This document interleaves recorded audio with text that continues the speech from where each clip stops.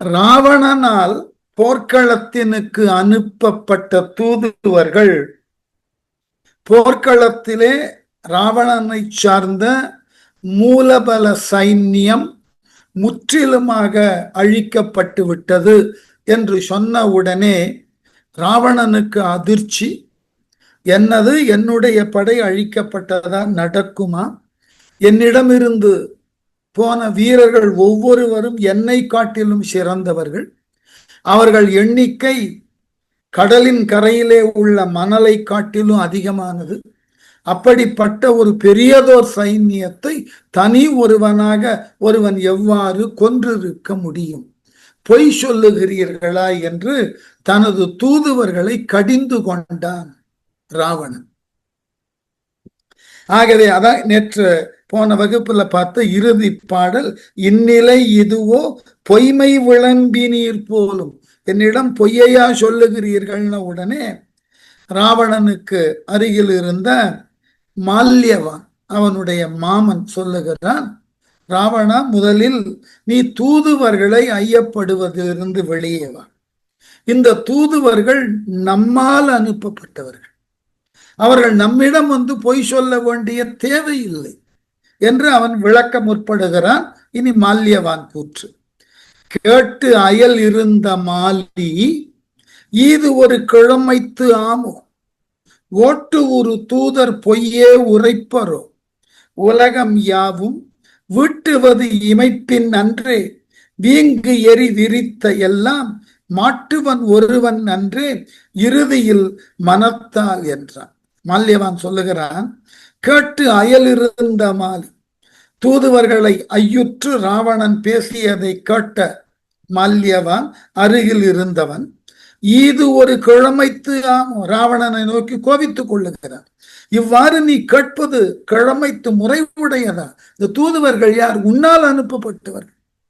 அவர்கள் எதற்கு உன்னிடம் பொய் சொல்ல வேண்டும்? ஓட்டு ஒரு தூதர் பொய்யே உரைப்போரும். ஓட்டுன நாம அனுப்பின தூதர்கள். நாம் அனுப்பின தூதர்கள் நம்மிடம் எதற்காக பொய் சொல்ல வேண்டும்? உலகம் யாவும், எல்லா உலகங்களையும் வீங்கு எறி வீட்டுவது இமைப்பின் அன்று, ஊழித்தி மூடும் காலத்து ஒரு இமைப்பொழுதுல அனைத்து உலகங்களையும் எரித்து விடும் அல்லவா? அதுபோல் விரிந்து கிடக்கும் உலகங்களையெல்லாம் இறுதியில் மனத்தால், ஊழியின் முடிவில் மனத்தால் நினைத்தவுடன் ஒருவன் மாட்டுவான் அன்றே, உருத்திரன் என்கின்ற சிவன் ஒருவன் அழிக்கிறான் அல்லவா? அதை நாம் ஏற்றுக்கொண்டு இருக்கிறோம் அல்லவா? அந்த சிவனை நீ வழிபடக்கூடியவன் அல்லவா? ஆகவே இப்படி உண்மை இருக்கின்ற பொழுது ராமன் என்கின்ற ஒருவன் உனது மூலபல சைன்யத்தை முற்றிலுமாக அழித்திருக்க மாட்டான். எப்படி நீ நம்புற? ராமன் உருத்திரனோடு ஒப்பிட்டு பேசினான் மால்யவன். அடுத்து சொன்னான், அளப்பரும் உலகம் யாவும் அமைத்து காத்து அழிக்கின்றான் தன் உளப்பெரும் தகைமை தன்னால் ஒருவன் என்று உண்மை வேதம் கிளப்பது கேட்டும் அன்றே, அறிவின் மேல் கிடந்த மேல்நாள் முளைத்த பேராமன் என்ற வீடனன் மொழி பொய்த்து ஆம். இந்த ராமன் யார் என்பது மந்திரி சபையிலேயே வீடனன் சொன்னான் அல்லவா? வீடனன் வார்த்தையை பொய் என்றா ஏற்றுக்கொள்வது எப்படி? அளப்பரும் உலகம் யாவும், அளந்து கூற முடியாத எல்லா உலகங்களையும் அமைத்து காத்து அழிக்கின்றான். படைத்து அழித்து அழிக்கக்கூடியவன் தன் உள பெருந்தகைமை தன்னால் ஒருவன், தன் உள்ளத்தின் பெருமையால் தான் ஒருவனே செய்வன என்று உண்மை வேதம் என்று வேதம் கூறுகிறது. அதான் கம்பராமாயணத்தின் கடவுள் வாழ்த்து இல்லையா? கடவுள் வாழ்த்தல் அதையேதான கம்பன் சொன்னான். அழகிலா விளையாட்டுடைய, எல்லாவற்றையும் படைத்தும் காத்தும் அழிக்கக்கூடிய செயல்களை விளையாட்டு போலே செய்யக்கூடியது. உலகம் யாவையும் தாமுளவாக்கலும் நிலைபெறுத்தலும் நீத்தலும் அழகிலா விளையாட்டுடைய, அளவுக்கு அதிகமான விளையாட்டை செய்யக்கூடியவர். அப்படிப்பட்ட ஒருவன் இருக்கிறான் என்று வேதமும் உறுதியிட்டு கூறுகிறது. கிளப்பது கேட்டும் அன்றே, அந்த வேதம் சொல்லுவதையும் நாம் கேட்டிருக்கிறோம் அல்லவா? அரவின் மேல் கிடந்து ஆதிசேடன் மேல் படுத்து மேல் நாள் முளைத்த போர் ராமன், பின்பு அயோத்தியில் பிறந்த போர் ஆற்றல் மிக்க ராமன் தான் என்று வீடனன் மொழி.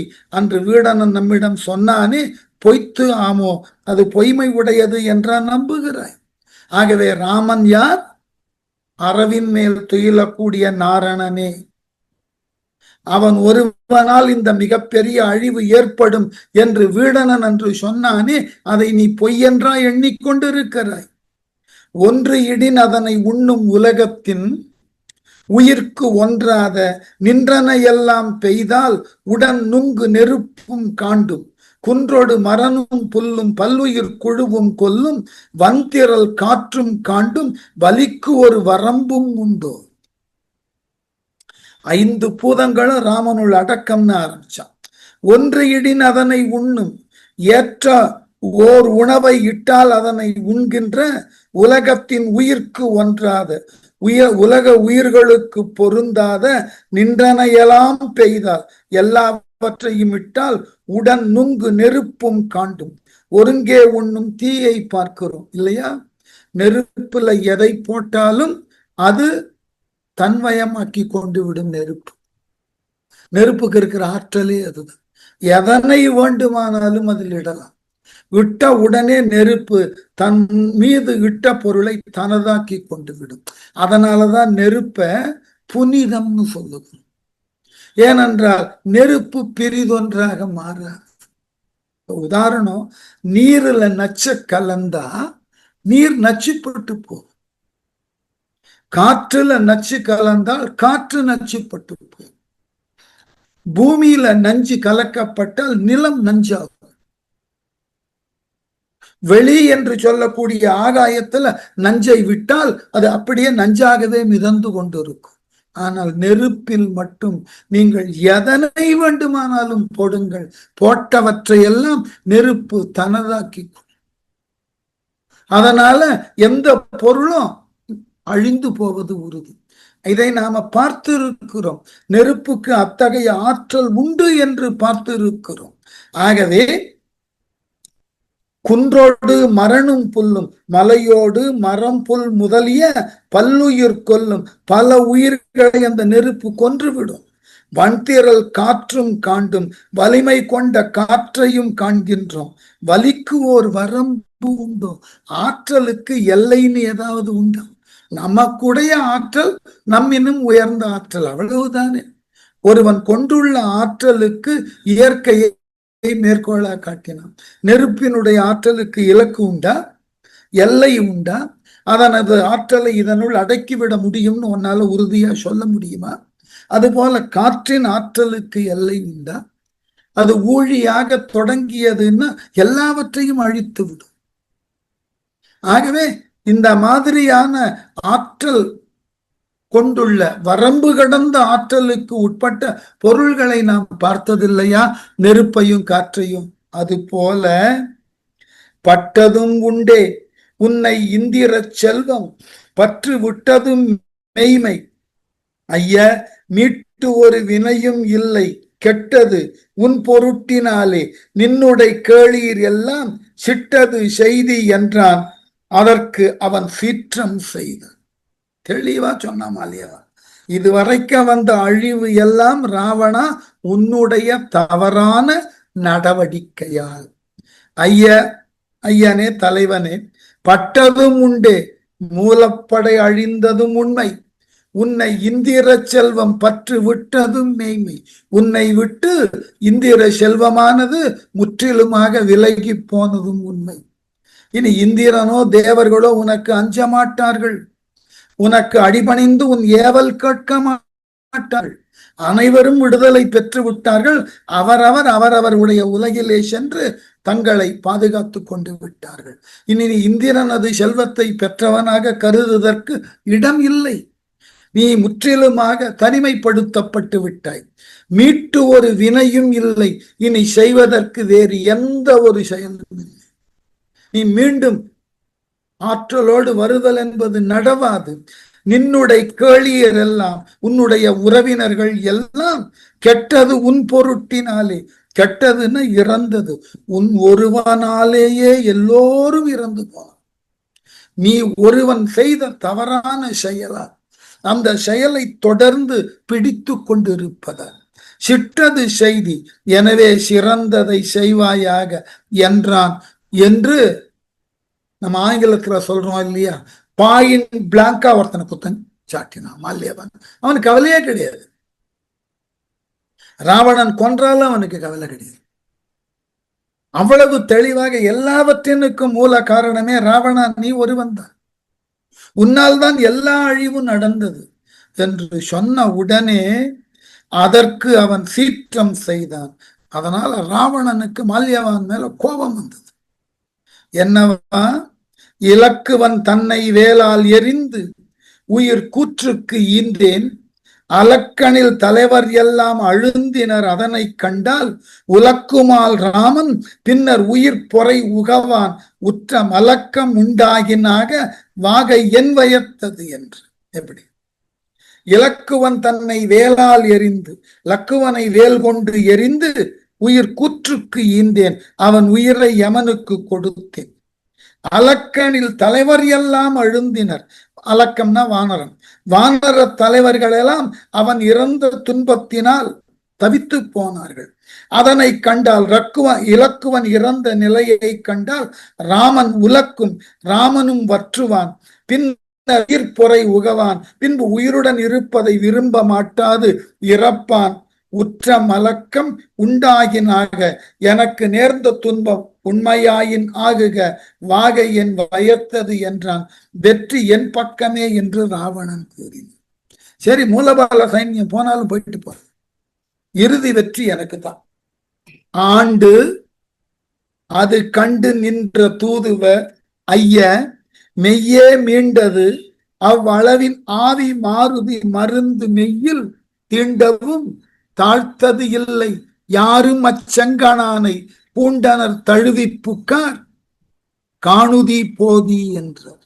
உடனே தூதுவர்கள் சொன்னார்கள், ராவணா மன்னா, நீ செய்த திட்டம் எல்லாம் சரிதான், இலக்குவனை நீ கொன்றது உண்மைதான், வானர தலைவர்கள் வருந்தியது உண்மைதான், ராமனோ இலக்குவன் இறந்த செய்தியை கேட்டு வருந்தினான், அவனும் உயிர் துறப்பதற்கு தயாராகத்தான் இருந்தான். ஆனால் நடந்தது என்ன தெரியுமா? ஆண்டு அது கண்டு நின்ற தூதுவர். இவ்வாறு ராவணன் சொல்லுவதை செவியால் கேட்ட தூதுவர்கள், ஐயே அந்த இளவலாதி, ஐயனே ராமனின் தம்பியாம் இலக்குவனினது உயிர் மாருதி மருந்து மெய்யில் தீண்டவும், அனுமன் மீண்டும் கொணர்ந்த சஞ்சீவி மலையினது மருந்து பட்ட உடனே தாழ்ந்தது இல்லை மீண்டது, சிறிதும் தாழ்வு இல்லாமல் முன்னையை காட்டிலும் பொலிவோடும் உடல் வலுவோடும் இலக்குவன் உயிர்த்தான்.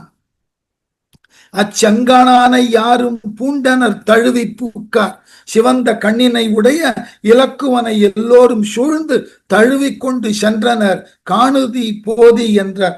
இப்ப நீ போய் போர்க்களத்தப்பார், நீ கொன்றதாக எண்ணிக்கொண்டிருக்கிறாயே, அந்த இலக்குவன் சாகல, அவனுக்கு மீண்டும் உயிர் கொடுக்கப்பட்டு விட்டது. பேர் ஆரவாரத்தோடு அந்த வானரப்படை அங்கு இருக்கிறது. இன்னொரு குறிப்பை சொல்லி இருக்கணும், இலக்குவன் மட்டும் உயிர்க்கல, இலக்குவனோடு அந்த போர்க்களத்திலே இறந்திருந்த அத்துணை வானர வீரர்களும் உயிர் பெற்றார். ஆகவே போய்ப்பார். தேரிலன் ஆதலானே மறுகுரு சிந்தை தேர ஏரினன் கனகத்து ஆரை கோபுரத்து உம்பர் எய்தி ஊரின சேனை வெள்ளம் உலர்ந்த பேர் உண்மை எல்லாம் காரின உள்ளம் நோவ கண்களால் தெரிய கண்ட. என்ன கஷ்டம் பாரு. இப்படி தூதுவர்கள் சொன்ன உடனே இது உண்மையா பொய்யான்னு தெரிந்து கொள்ளும். தேரிலன் தூதர் சொன்னதை உண்மை என்று ராவணனால் அந்த கணவரைக்கும் நம்ப முடியல. ஆதலானே மறுகுரு சிந்தை தேர், ஆதலால் கலக்கமுற்ற எண்ணம் தெளிய கனகத்து ஆரை கோபுரத்து உம்பர் ஏறினான். பொன்னால் செய்யப்பட்ட இலங்கையினது மிக உயரமான கோபுரத்தின் மீது ஏறி எய்தி ஊரின சேனை வெள்ளம் உலர்ந்த பேர் உண்மை எல்லாம், அந்த அடைந்த பெருகிய தனது அரக்க படையினது பெரும் பகுதி முற்றிலுமாக அழிக்கப்பட்ட நிலையை காரின உள்ளம் நோவ செருக்குற்ற தன் மனம் வருந்தக்கூடிய அளவுல கண்களால் தெரிய கண். இந்த கண்களால் தெளிவாக பார்த்தான். இந்த கம்பனுக்கு அந்த கண்களால் தெரிய கண்டான்ற சொல்ல அழகான இடத்துல எல்லாம் கையாளுது. சீதையை பார்த்து வந்த இலக்கும் நினைக்கணும், அனுமனும் இதே வார்த்தை சொன்ன. கண்களால் தெரிய கண்டேன், கண்டனன் இந்த வார்த்தையை சொன்ன. ஆகவே எது உண்மையை நிலை பெற்று இருக்க செய்ய வேண்டுமோ அந்த சூழலை, அந்த செயலை அதற்கு உரியவர்கள் தங்கள் கண்களால் மட்டுமே பார்த்து தெளிவாக உணருவார். ஆகவே ராவணனுக்கு அந்த நிலை தோன்றியது. தன்னுடைய படையை, தன் மூலபல சைன்யத்தை யார் ஒருவராலும் அழிக்க இயலாதுன்னு தெளிவாக எண்ணி இருந்த ராவணன் அந்த படை முற்றிலுமாக அழிக்கப்பட்டது. இலக்குவனுக்கு மீண்டும் உயிர் வந்தது.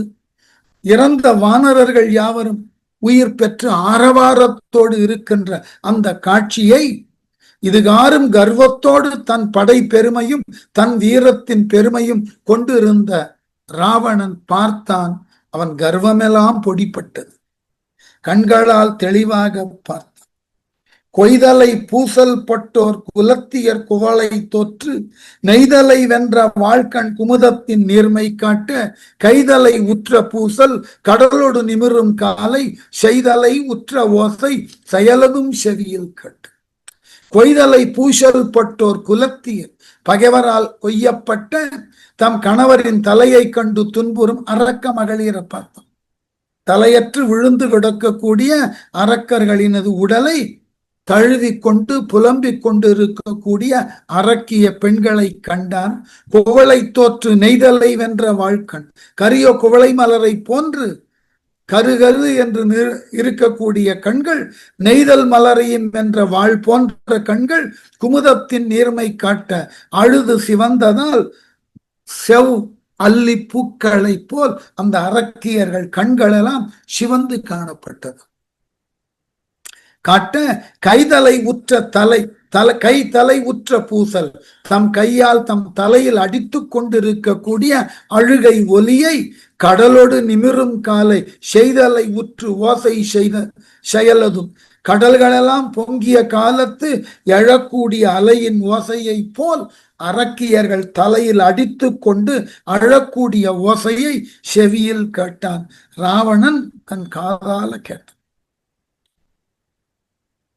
எண்ணும் நீர் கடந்த யானை பெரும் பிணம் ஏந்தி யானர் மண்ணின் நீர் அளவும் கல்லி நெடுமலை பறித்து மண்டும் புண்ணின் நீர் ஆறும் பல் பேய் புது புனல் ஆடும் பொம்மல் கண்ணின் நீர் ஆறும் மாறா கருங்கடல் மடுப்ப கண்டு. என்ன அழகு! எண்ணும் நீர் கடந்த யானை பெரும் பிணம் ஏந்தி, எண்ணும் தன்மையை கடந்த, எண்ணவே முடியாது யானையினது இறந்த உடல்களை ஏந்தி கொண்டு யானர் மண்ணின் நீர் அளவும் கல்லி, புதிய ஊற்று நீர் உள்ள அளவும் தோன்றி போர்க்களத்திலிருந்து இரத்த வெள்ளம் பெருக்கெடுக்கிறதாம். நெடுமலை பறித்து நீண்ட மலைகளை புரட்டி கொண்டு மண்டும் புண்ணின் நீர் அரும் விரைந்து ஓடும் இரத்த ஆற பார்த்தோம். மலைகளையும் பெயர்த்து அடித்து செல்லக்கூடிய அளவினுக்கு வேகத்தோடு வரக்கூடிய இரத்த ஆறு, அதுல கணக்கில் அடங்காத யானைகளினது உடல், பல்பேய் புதுப்புணல் ஆடும் பொம்மல். அந்த போர்க்களத்துல ராமனது வெற்றியை கொண்டாடி தங்களுக்கு நல்ல விருந்து கிடைத்தது என்று அந்த புதிய இரத்த வெள்ளத்தில் நீராடக்கூடிய பேய்களையும் பார்த்தான். கண்ணின் நீர் ஆறும், கண்களில் வடியும் கண்ணீர் என்கின்ற ஆறும் மாறா கருங்கடல் மடுப்ப கண்டான். தாம் தன்னை மாறாது கரிய கடலிலே புகுந்து கலப்பதை ராவணன் கண்டான். ரொம்ப இது போன்றதாகிய ஒரு சூழல் அவன் எதிர்பார்க்கவே இல்லை. குமிழி நீரோடும் சோரி கனலோடும் கொழிக்கும் கண்ணான் தமிழ் நெறி வழக்கம் மன்ன தனிச்சிலை வழக்கில் சாய்ந்தார் அமிழ் பெரும் குருதி வெள்ளம் ஆற்றுவாய் முகத்தின் தேக்கி உமிழ்வதே ஒக்கும் வேலை ஓதம் வந்து உடற்ற கண்டார். குமிழ் நீரோடும் குமிழியிட்ட பெருகும் கண்ணீரோடு சோரிக் கனலோடும் சின நெருப்பு கக்கும் இரத்தத்தோடும் கொழிக்கும் கண்ணான் பெருகும் கண்களை உடைய ராவணன். கண்களிலிருந்து கோபமும் வெளிப்படுகிறது, அழுகையும் வெளிப்படுகிறது, கண்ணீரும் பெருக்கெடுத்து அந்த இரத்தத்துல கலந்து அது அந்த இரத்தத்துல அதிகமான குமிழிகளை உருவாக்குகிறது. அப்படிப்பட்ட ராவணன் தமிழ்நெறி வழக்கம் மன்ன தமிழுக்கு உரிய அகப்பொருள் கூறும் பெருகிய வழக்கம் போன்று தனிச்சிலை வழக்கில் சாய்ந்தார். ஒப்பற்ற வில்விடுத்த அம்பினால் இறந்தவர்களின் அமிழ் பெரும் குருதி வெள்ளம் ஆற்றுவாய். அமிழும் மிகுந்த இரத்த வெள்ளத்தை கடலில் ஆறு கலக்கும் சங்கமமாகக்கூடிய கடலோடு ஆறு கலக்கக்கூடிய அந்த சங்கமத்துறையில முகத்தின் முகத்திலே தேக்கி வைத்து உமிழ்வதை ஒக்கும் துப்புவதை போன்றிருக்கும் வேலை ஓதம் வந்து உடற்ற கண்டான். ரத்தம் கலந்த கடலின் அலைகள் வந்து போர்க்களத்தில் மோதிட பார்த்தான். சொல்றோம் இல்லையா, பேக்ஸி வாட்டர். ரத்தம் கடல்ல கலந்தவன் அலை அதை அடித்து நாட்டுக்குள்ள அனுப்புகிறது. ஆகவே போர்க்களத்துல எல்லாம் ரத்தத்தோடு கடல் வெள்ளமும் சேர்ந்து வீச தொடங்கியது. அதனால என்ன செய்வதுன்னு புரியல. இது போன்றதாகிய இழப்பை அவன் கனவில் கூட கருதல. விண்களில் சென்ற வன் தோல் கணவரை அலகை வெய்ய புண்களில் கைகள் நீட்டி புதுநிலம் கவர்வ நோக்கி மண்களில் தொடர்ந்து வானில் பிடித்து வல் உகிரின் மான கண்களை சூன்று நீக்கும் அரக்கியர் குழாமும் கண்டான். விண்களில் சென்று போரில் ராவணனால் விடப்பட்ட அம்பால் இறந்து வானுலகினுக்கு புகுந்த அரக்கர்களினது உடலை வன் தோல் கணவரை வலிய தோளுடைய அரக்கர்களை அலகை வெய்ய புண்களில் கைகள் நீட்டி பேய்கள் இறந்தவர்களினது உடலிலே விரும்பத்தக்க புண்களில் கைகளை நீட்டி ஆத்மா சொர்க்கத்துக்கு போயிட்டது. கீழே கிடக்கிற உடம்புல பட்ட காயங்களை விரல விட்டு பேய்கள் எல்லாம் கிழிக்கின்றனவா.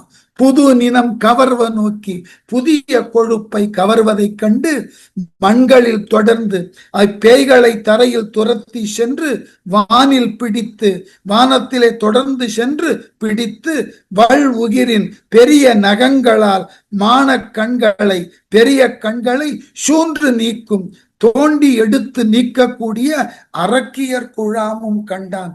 அரக்கியர் கூட்டத்தையும் ராவணன் பார்த்தான். எப்படி?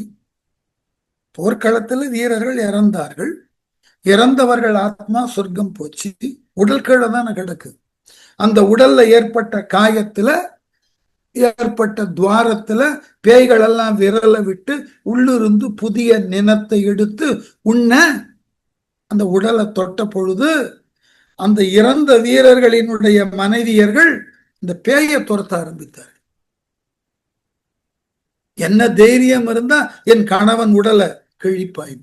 அந்த பேய்கள் அஞ்சி ஓட அந்த பேய்களை வான வெளியில பிடித்து அந்த பேய்களினது கண்களை அரக்கியர்கள் தோண்டினார்கள். இப்படிப்பட்ட கொடிய காட்சியையும் ராவணன் பார்த்தான். விண் பிளந்து ஒல்க ஆர்க்கும் வானரர் வீக்கம் கண்டான். மண் பிளந்து அழுந்த ஆடும் கவந்தத்தின் வருக்கம் கண்டான். கண் பிளந்து அகல நோக்கும் வானவர் களிப்பும் கண்டான். புண் பிளந்தனைய நெஞ்சன் கோபுரத்தை இழிந்து போனான். எவ்வளவு பெரிய அவமானம் பாருங்க. விண் பிளந்து ஒல்க ஆர்க்கும் வானுலகமே பிளந்து அசையுமாறு ஆரவாரிக்கக்கூடிய வானரர் வீக்கம் கண்டான். வானர வீரர்களின் பெருக்கத்தை பார்த்தான். வானமே அதிர்ந்ததும் இந்த வானரர்கள் போட்ட ஓசையில். மண் பிளந்து அழுந்த மண்ணுலகம் பிளவு பற்று மண்ணுலகமே பூமியே பிளந்தது போன்று ஆடும் கவந்தத்தின் வருக்கம் கண்டான். தலையற்ற உடல்கள் ஆடக்கூடிய ஆட்டத்தையும் பார்த்தான். கண் பிளந்து அகல நோக்கும் கண்களை அப்படியே அகலமாக திறந்து பார்த்து வானவர் களிப்பும் கண்டான். தங்களை இந்நாள் வரை அடக்கி ஆண்ட ராவணனது மூல சைன்ய பலம் அழிந்ததை கண்டு அப்படியே பெரிய கண்களோடு ஆரவாரத்தோடும் ஆச்சரியத்தோடும் பார்த்த தேவர்களின் ஆரவாரத்தையும் பார்த்தான். உன் பிளந்தனைய நெஞ்சன் உடலிலே தன் உடலிலே ஏதோ காயம் ஏற்பட்டது போன்று துன்பத்தை கொண்ட ராவணன் கோபுரத்து இழிந்து போனான். கோபுரத்திலிருந்து வருத்தத்தோட கீழே இறங்கி அரண்மனைக்கு போனான். பழமொழி சொல்லுவார்கள், கேடு வரும் முன்னே மதி, கேடு வரும் பின்னே மதி கெட்டு வரும் முன்னே. நாம் அனுபவிக்கக்கூடிய துன்பங்களுக்கு எல்லாம் முன்னோடியாக நம்ம புத்தி கெட்டு போகும். கேடு வரும் பின்னே மதி கெட்டு வரும் முன்னே. நம்முடைய அறிவு கெட்டு அதனுக்கான காரியங்களை ஆய்வதற்கு பின்பு கெடுதி வந்து சேரும். அதுபோல இவ்வளவு பெரிய அழிவை பார்த்ததன் பின்னும் ராவணனது மதி சரியாக எப்படியா? நகை பிறக்கின்ற வாயன் நாக்கொடு கடைவாய் நக்க புகை பிறக்கின்ற முக்கன் பொறி பிறக்கின்ற கண்ணன் மிகை பிறக்கின்ற நெஞ்சன் வெஞ்சின தீ மேல் வீங்கி சிகை பிறக்கின்ற சொல்லன் அரசியல் இருக்கை சேர்ந்து. எப்படி இப்பவும் திருந்தறதுக்கு உட்படல. நகை பிறக்கின்ற வாயன் கோபத்தினால கடுமையா சிரிச்சான் ஆணவத்தோட. நாக்கோடு கடைவாய் நக்க, நாக்குடன் கடைவாய் கோபுரச்சி, இந்த கோபமான சிரிப்பு கடைவாயில இருக்கிறதுனால புகை பிறக்கின்ற கண்ணன் தீப்பொறி பறக்கின்ற கண்களை கொண்டு மிகை பிறக்கின்ற நெஞ்சன் செருக்கு தோன்ற நெஞ்சு அப்படி உறுதியோட மனத்தை நிமிர்ந்தான். வெஞ்சினர் தீமேல் வீங்கி, தீயானது கொடிய கோபத்தில் மிகுதியாக ஓங்கி சிகை பிறக்கின்ற சொல்லன் கோபத்தால் தோன்றக்கூடிய சொற்களை உடையவனாய் அரசியல் இருக்கை சேர்ந்தான். ஆட்சி நடக்கக்கூடிய அரண்மனையை அடைஞ்சான். அப்படியே கோபத்தின் மொத்த உருவா, கண்கள்ல கோபம், மூக்குல அந்த கோபத்தின் புகை, மார்புல உறுதி, இந்த நாக்கு அப்படியே கடைவாய் வரைக்கும் சுழற்றி ஆணவத்தோட ஒரு பார்வை நேர அரண்மனைக்கு தன் மந்திரி சபையில போய் நின்னான். அடுத்த பகுதி ராவணன் போருக்கு கிளம்பக்கூடிய பகுதி.